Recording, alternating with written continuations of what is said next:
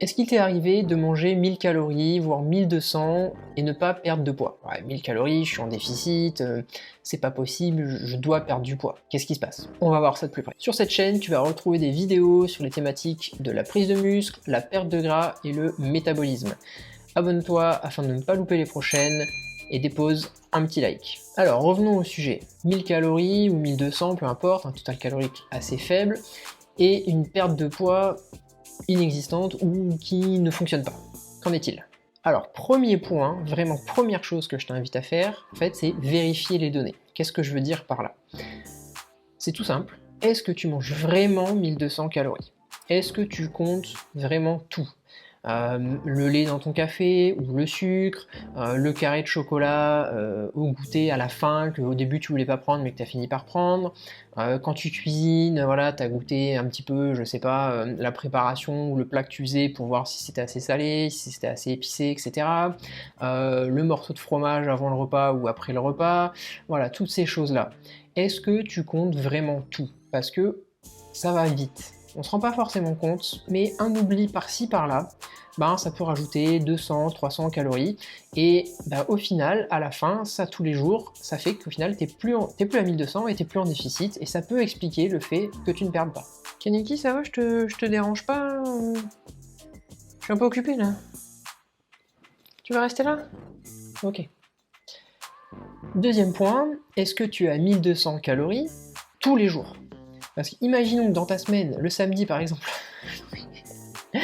bref, imaginons que le samedi, tu sois à 4000 calories, ben, ta moyenne, elle est grosso modo vers 1600 calories, donc en fait, t'es plus en déficit. Donc toi, t'as l'impression d'être à la diète, de respecter tout tous les jours, d'être à 1200 tous les jours, mais avec un jour à 4000, tu passes à 1600, et ça peut te faire passer en maintien, et du coup, bloquer ta perte de poids. Et si chaque week-end, ou un jour, à toutes tes semaines, t'éclates tes calories, bah voilà, ça va tout fausser. Et c'est extrêmement facile de manger plusieurs milliers de calories, donc par exemple 4000 ou 3000, 5000, peu importe, lorsqu'on est à un total calorique assez faible, parce que voilà, la faim peut s'accumuler, peut-être aussi de la frustration, certaines envies, et du coup, voilà, quand ça dérape un peu, on se rend pas compte, mais 3000, 4000 calories, ça va vite, vraiment. Troisième point, là c'est beaucoup plus rare, mais peut-être que 1200 calories, avec 1200 calories, tu n'es pas en déficit énergétique. Ça peut arriver.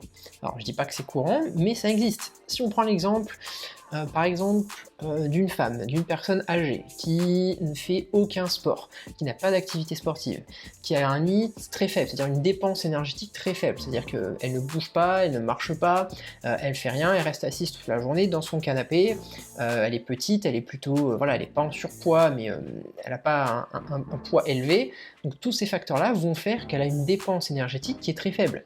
Et peut-être, je dis bien peut-être, que 1200 calories n'est pas suffisant pour être en déficit énergétique. Donc ce que je recommande dans ce genre de cas, en fait, c'est d'augmenter la dépense énergétique, donc de changer le mode de vie, c'est-à-dire de faire de la marche, d'inclure une pratique sportive, voilà, de faire vraiment des changements à ce niveau-là pour ne pas avoir en fait à baisser encore plus les calories. Sur 1200 c'est déjà faible, donc ça peut être voilà, plutôt jouer sur la dépense plutôt que sur l'apport calorique.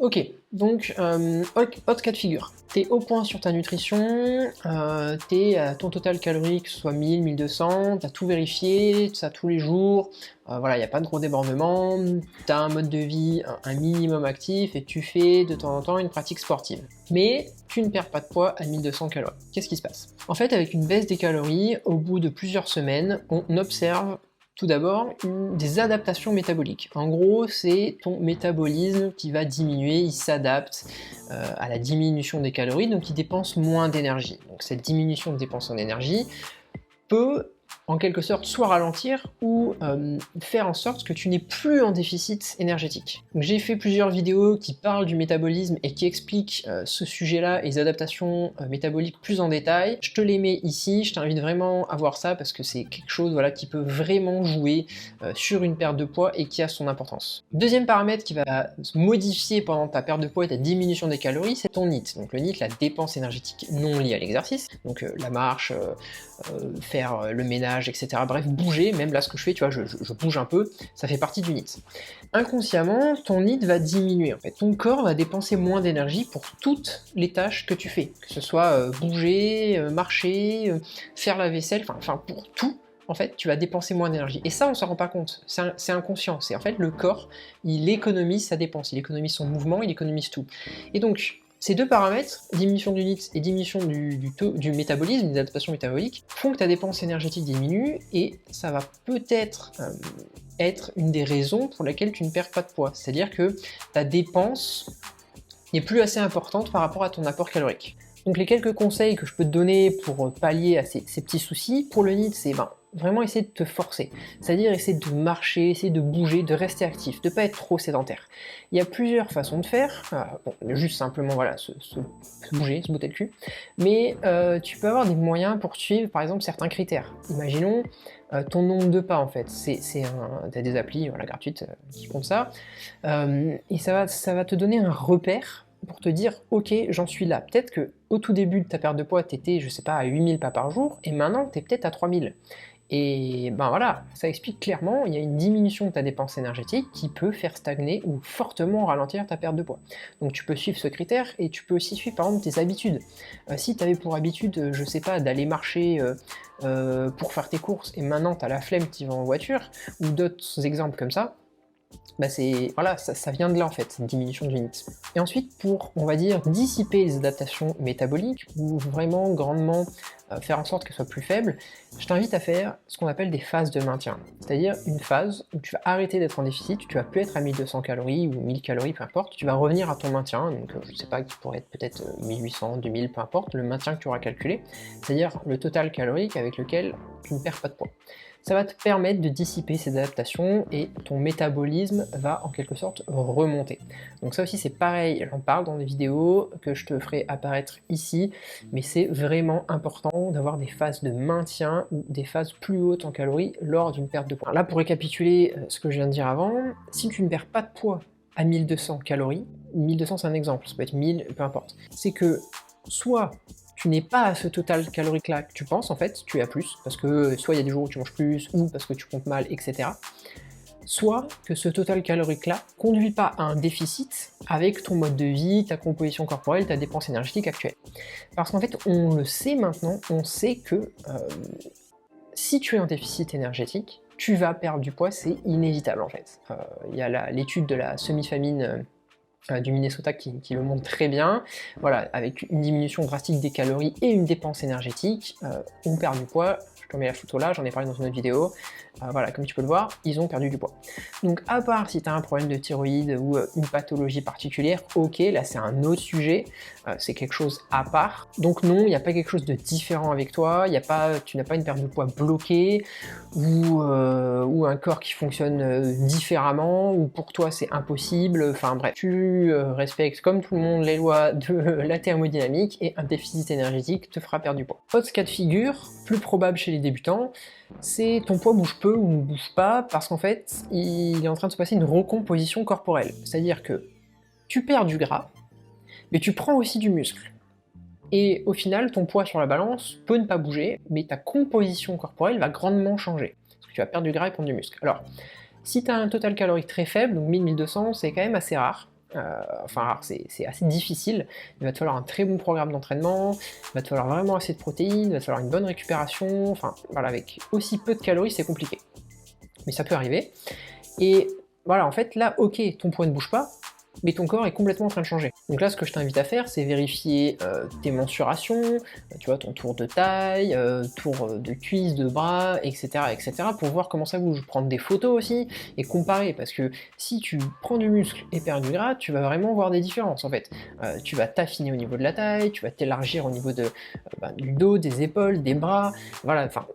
Ta silhouette, ta composition va complètement changer. Je disais aussi que c'est rare juste avant parce qu'en fait, pour faire une recomposition corporelle, il te faut un déficit, mais il faut que ce déficit soit faible. Si tu as un énorme déficit énergétique, ça va être très compliqué de faire du muscle. Donc c'est ça aussi, c'est que souvent on se dit 1200 calories c'est très faible. Mais en fait, il faut remettre les choses dans le contexte. 1200 calories, ça peut très bien, pour une certaine personne, être un déficit de, je sais pas, 15%, Et pour une autre personne, ça peut correspondre à un déficit de 50%. Donc forcément, la personne qui est en déficit de, je sais pas, 20%, elle va peut-être prendre du muscle, mais celle qui a un déficit de 50%, ou même encore plus, ça va être compliqué. Donc plus le déficit est important, plus ça va être compliqué de prendre du muscle. Donc ça, il faut toujours avoir le contexte, en fait. C'est vraiment hyper important dans une perte de poids, et quand on parle de calories, même de prise de muscle, de transformation corporelle. Voilà, donc j'ai un peu fait le tour sur ces conseils-là, donc désolé, il n'y a rien de magique, il n'y a pas une technique particulière ou une explication miracle. Voilà, souvent c'est un trait humain, c'est plus facile de penser qu'on est spécial, qu'on est différent, et qu'on réagit différemment, et qu'il y a un truc qui cloche avec nous parce que voilà, on est différent. Et donc se dire, bah, la perte de poids, ça marche pas, nanani nanana. Non, je t'invite à reprendre les bases. Donc comme je disais, les plusieurs points, donc vérifier ton apport calorique, ensuite le vérifier tous les jours, revérifier si ça correspond à un déficit en fait, avec ton mode de vie, ta dépense énergétique actuelle, et ensuite voir si ton NEAT n'a pas diminué ou si ton métabolisme n'a pas diminué, ce qui pourrait expliquer une période de stagnation. Voilà, bon, j'espère que t'es pas déçu. Sur cette chaîne, je te parle vraiment de faits basés sur la science, pas de bullshit ou de mythes. Donc même si c'est une remise en question, je suis sûr que ces informations peuvent t'aider. Donc abonne-toi pour les prochaines vidéos, pose aussi un like, et je te donne rendez-vous dimanche prochain pour une nouvelle vidéo. Ciao!